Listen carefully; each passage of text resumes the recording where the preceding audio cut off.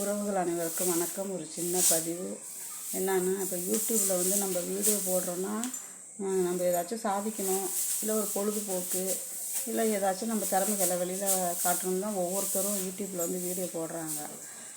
அப்படி இருக்கும்போது யூடியூப்பில் வீடியோ போடும்போது எனக்கு இளைய தம்பியாக இருந்தாலும் சரி, எனக்கு மூத்தவங்க அண்ணனாக இருந்தாலும் சரி, எனக்கு இளையவங்க தங்கையாக இருந்தாலும் சரி, எனக்கு மூத்தவங்களும் அக்காவும் இருந்தாலும் சரி, தயவுசெய்து நான் சொல்கிற பதிவை வந்து தப்பாக நினச்சிக்க வேண்டாம்.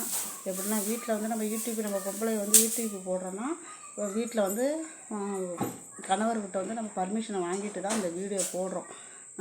ஒரு சிலர் கணவர்கள் வந்து பேடு கமெண்டு நல்லது கெட்டது எது வேணுமானு வரும், அது வந்து சாதாரணமாக எடுத்துப்பாங்க.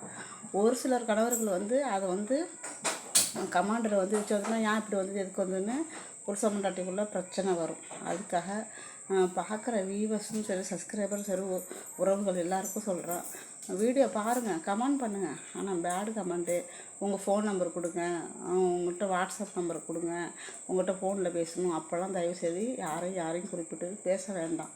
அப்படி பேசினா அவங்க வீட்டிலே ஒரு பிரச்சனை வர்றதுக்கான கேள்விக்குறியாக இருக்கும்.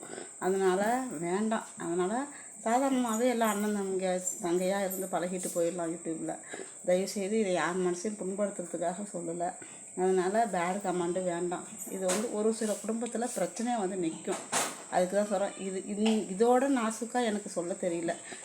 இது வந்து கேட்டு எல்லாருக்கும் இந்த பதிவு முக்கியமானதாக இருக்கும். நன்றி.